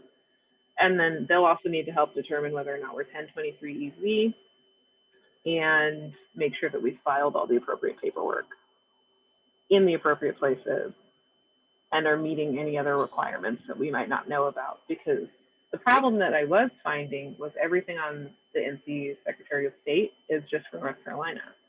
It's got nothing to do with the federal requirements. So I feel like we're easy. I don't know why. I feel like I read it somewhere, and your status is determined by the amount of money like that you're going. I think that too. Yeah, like it's 50,000 or less. Yes, you can do EZ, like, and that's why I think we can file with it. I agree with that. There's also a checklist for if you can file as easy or as regular. It's on the IRS website. And it's like, answer these questions to determine whether or not you can file as an EZ. Yeah. I went through it and it seemed like the answer was yes.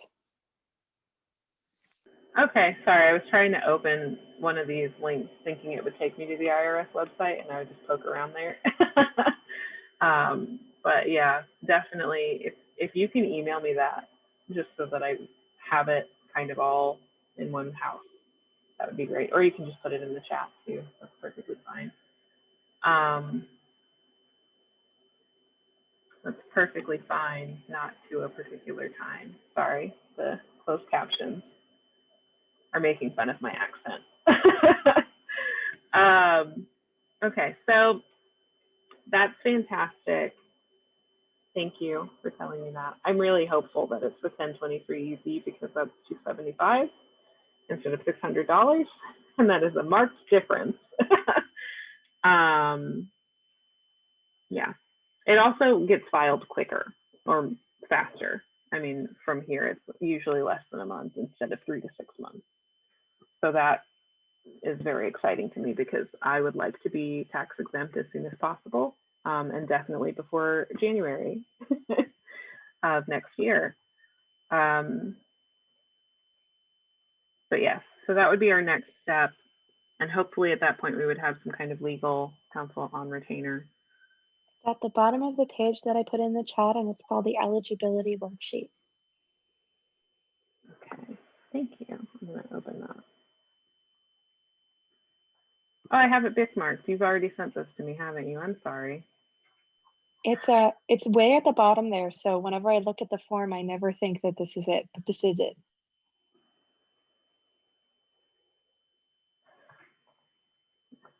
Oh, I don't know what I did to everyone. Where'd you go? Here you are. Okay. I usually just like Command F eligibility worksheet. There it is. Yeah. I tried doing Command F, and I guess because I'm screen sharing, it just hid all of you. What? That's not it. So yeah, we went through this last time. I remember this now. Thank you for being so patient with me, Chelsea. I had no memory of this. See, I think we're using no to everything. And at the beginning, it says, if you answer no to all of the worksheet questions, you may apply using the EZ form. So, and I think we're gonna answer no. And I remember the last time I brought this up was in the context of someone saying, oh, it'll be $60 to incorporate. And then I was like, no, it's like $300. And then we realized there was 2 different incorporations that we were talking about. Yeah. Yeah. Yeah. That's what's sparking my mind. That's what that conversation was. Gotcha. Okay, so definitely we will look into this, or well, let's just do it right now. We're all here. No. No, no, no, no, no. Yeah, because this one we will put a cap on any assets that people donate. So we've talked about that before. Prints worth under this amount of money. Is your mailing address? No. I don't know what that is, so no. No. No. No. No. We won't be organized as an LLC, right? We'll be a nonprofit. Okay, Right. just double checking. If you were organized as an LLC, then you would already be organized as a for-profit entity. Yeah. Thank you. Thank you. Okay, so then no for all the for-profit questions. Were you previously revoked, or are you a successor to a revoked? Nope. I think No. this is to determine whether we're started as a nonprofit or like, because there's some businesses start as an LLC and then transition to being a nonprofit. Or they have a subsidiary that's a nonprofit to put all their tax money so in. that's when the documentation becomes a lot more complicated, because then you have to look at their taxes and all of that stuff and where the assets are going, and we don't have any of that. So Gotcha. because the community print shop I started in Print League, we started as an LLC, but we were considering like down the road becoming a nonprofit. Okay, that makes sense. We're not a church, so we're not a school. We are not or a a hospital. Oh my gosh, we would not be able to help with that. We don't do agricultural research. We don't Nope, no hospital, anything. Operating educational, okay, cooperative service of organization of operating educational organization. No, We do not provide investment services. yes. Well, and it's not purely educational, like, yeah. Mhm. Yeah, we're a professional Mhm. guild. Applying for exemption, charitable risk pool. We don't do exclusively charitable purposes either, do we? We're not a charity. I know, True. that's a good point. I don't know why you saying that was like, yeah, correct. Are you requesting classification as a supporting organization in this section? Again, that's charity. I mean, I definitely think that hopefully we'll have someone with legal knowledge that can kind of look at this before, but I think, like before we say we're one or the other. Yeah. And that will probably literally just be us saying, hey, before you leave, do we do this one or this one? And they'll just go Yeah. this one and we're done. But yes, so this is exciting. I really hope that it's almost done. Okay. Yeah, that looks good. It looks very much like we will be able to just do easy.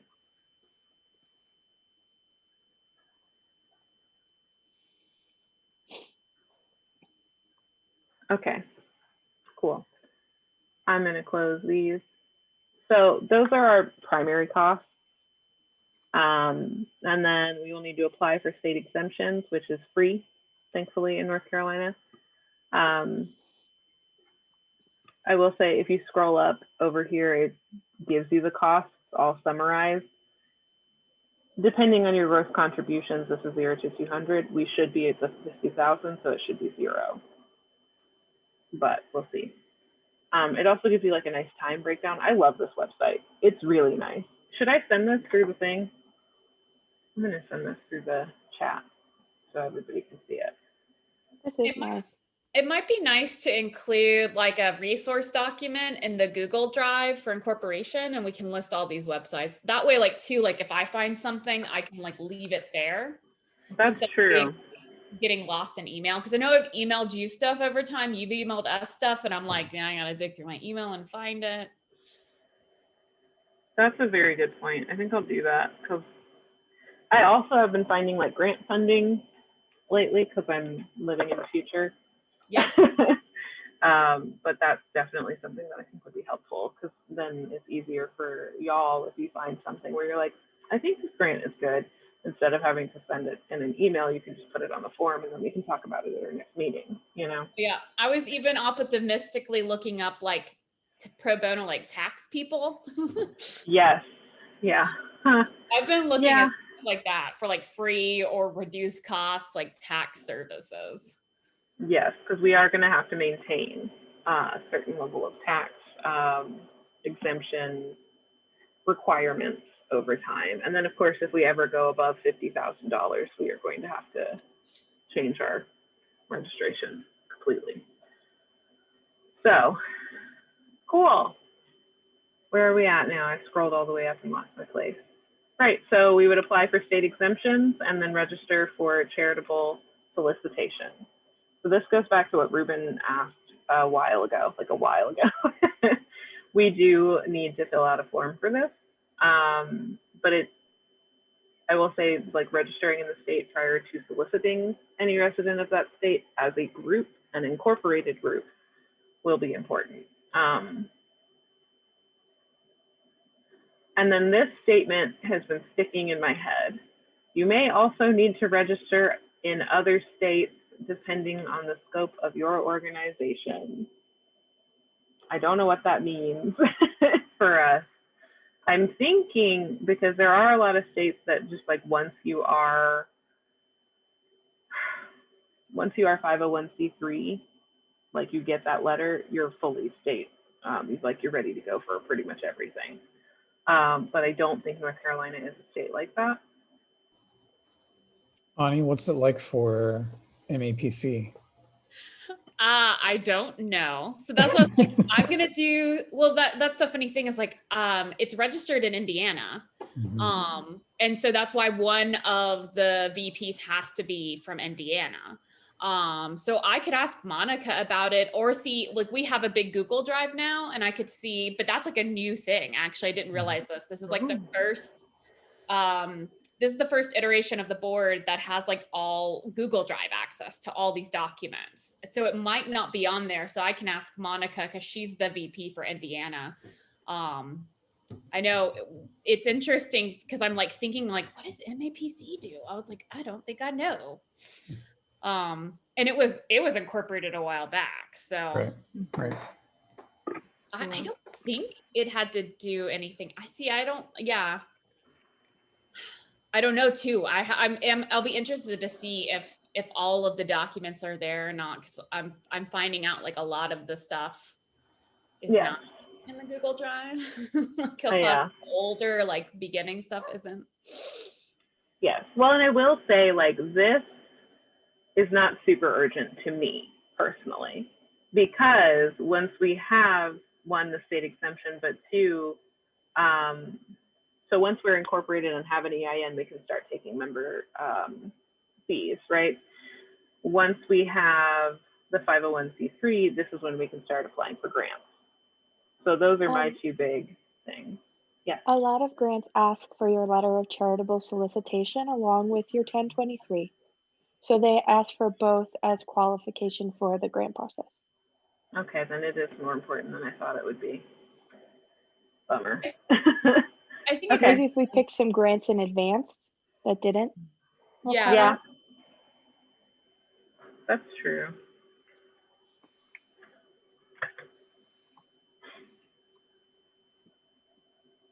I think those were cool. I've seen that, but it's when it's huge, like larger dollar amounts, when you're getting a lot of money. Yeah, it would be cool if we, well, I don't know if we would want to apply for anything with a bunch of money yet, because then we'd have to change. It gets tough for them sometimes though, because it's like if they're a charity and they want to give you a gift, and they want it as a tax write-off, but charitable solicitation is also just like, it's mostly just like the ability to like send, like, you know, when they're like, if you would send this nickel back to us, you could feed a child, and it's like, keep your nickel. But Yeah. that is part of that. Like their ability to do that is because of that letter. So it is a little bit outdated for an online organization. Mm-hmm. Okay. Okay. State tax exemption. So then we do need to do this, and I'm writing that down so that I'm aware of it in the future, because I'm very likely to forget.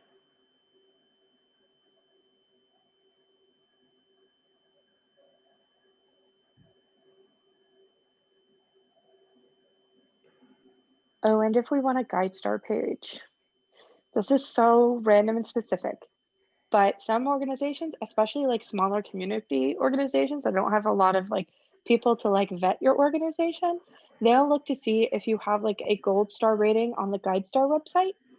And uploading your letter of charitable solicitation is one of the requirements for the gold star rating. I did that a couple weeks ago for an organization, so I know that right off the top of my head. And what is that website thing called? So GuideStar is like a registry of like all nonprofits, and it just makes it really easy to research them, especially if you're a nonprofit like person. You can see everyone's 990s, like they automatically source them from the IRS website, and some people will provide more information like their like board member, like demographic background. And so a lot of donors also use it to make like smarter decisions about their giving. Okay. I That's use it super all cool. the time. Anytime that I'm thinking about applying to something, I'm like, I want to see your 990s, like even artist residencies. That's something that I did not know about. Thank you for sharing that. So I guess really quickly before we leave, I'm going to run through this because it is more necessary than I was thinking. So There are automatic exemptions for certain people, religious organizations, government agencies, hospitals, non-commercial, we're not that. We're not this. That's not it. And I don't think we do this either. So we don't necessarily have the automatic exemption. We're not an educational institution, technically, because I think with that, they're talking about universities and schools. So we won't be able to do that.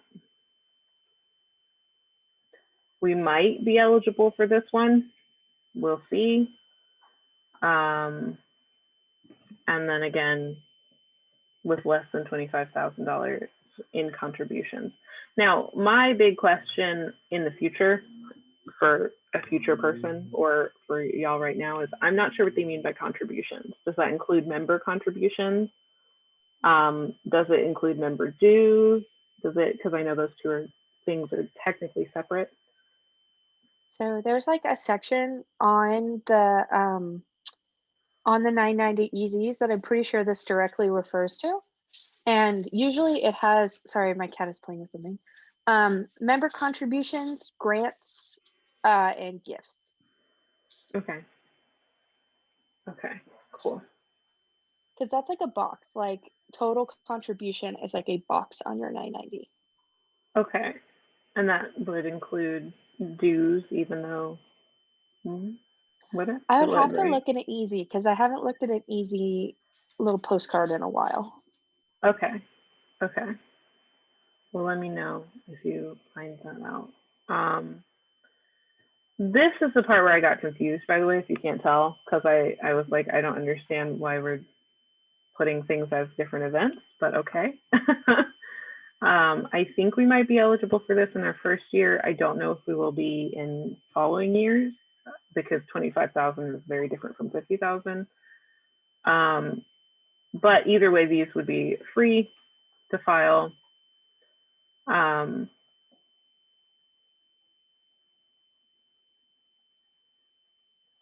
Yeah. And then renewal to maintain exemption. And again, these would all be like board duties, so the board members would need to be keeping track of all of this. This can be $0 to $200 depending on contributions. So that's where that other $200 thing comes from. So there are attachments, a list of attachments required. What? What's a list of attachments required? I don't understand what that statement means. I get kind of confused here. We would need a treasurer to sign this, and that makes me wonder if we would need to have like a different organizational structure. But they do say CFO or treasurer, so maybe they're more flexible than I think it is. And then different ways to apply for them. These from here down really do confuse me. I'm hoping that we're up here, but from here down, I don't really understand what they're asking us to do. Again, $0 to $200. This one comes with penalties. And then contract filing. I'm not sure if we would need to do this as well. It's a disclosure form for each contract they have with fundraising consultants, professional solicitors, and commercial co-venturers. So again, this would be like aligning ourselves with other charitable organizations and or like paying someone to go out and solicit for us, you know. I'm not sure where a designer would fall on this. And I don't know if we would ever employ a designer for this specifically. So that's something to keep in mind. Yeah, this would be more like if you hired a development professional to come consult with your organization. So a designer would be a little bit outside of that purview. Okay.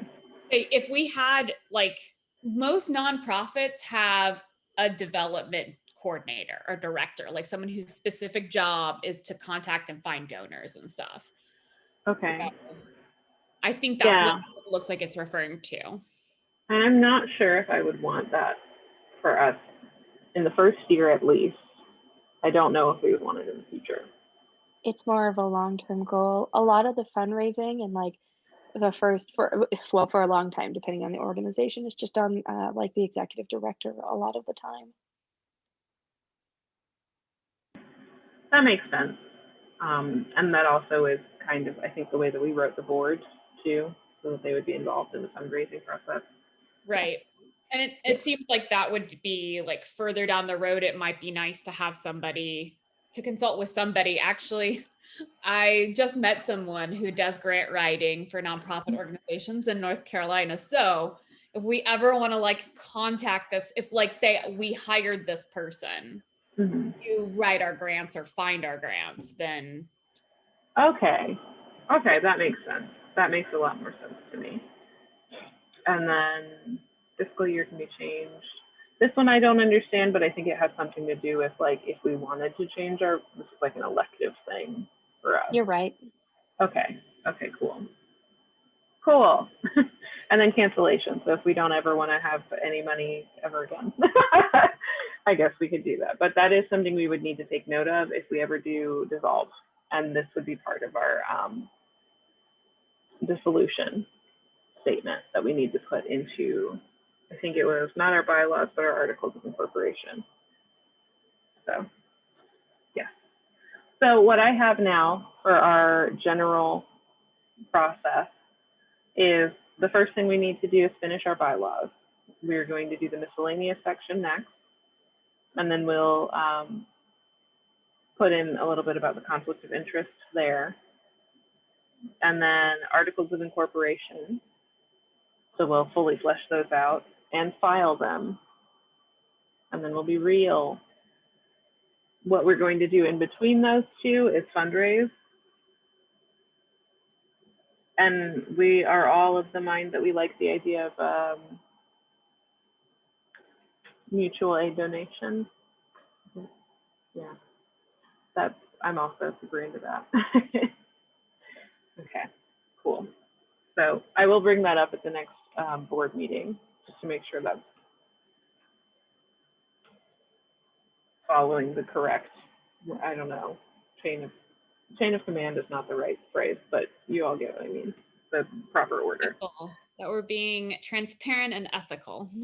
Exactly, yes. And then, so Articles of Incorporation will be filed. Once those are filed and accepted, we will file for the EIN. And then we will have our first board meeting. In between the EIN and the board meeting, we will start accepting membership. Dues from anyone who hasn't already donated to us. And then the board meeting will have us voting on our bylaws, the bank account, special elections, pay what you can membership, etc., all of it. At this point, we would also need to have a lawyer and the legal review costs. So if we say we would like to ratify these bylaws, but we still need legal counsel, we'll kind of revisit what to do at that point in that meeting. After that meeting, we will apply, and definitely after we have legal counsel of some kind, we will apply for the 501c. There will be a checklist on the IRS website. Oh wait, no, that was just for me, my personal notes. We already looked at that. But we should be filing the 1023-EZ, and then we'll wait to hear back from that.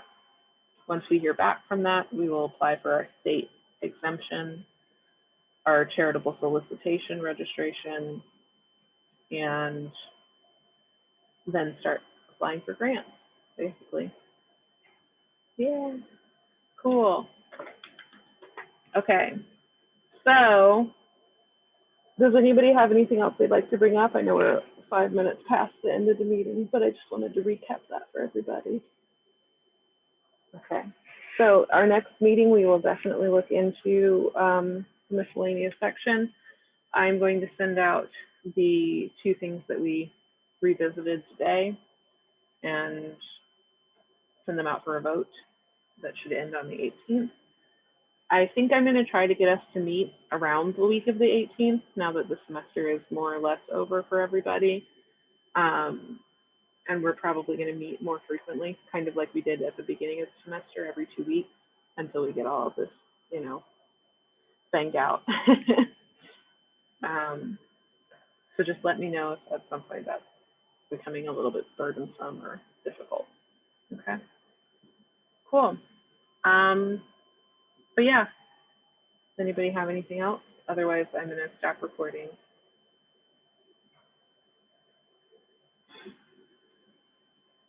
Okay, let me stop recording.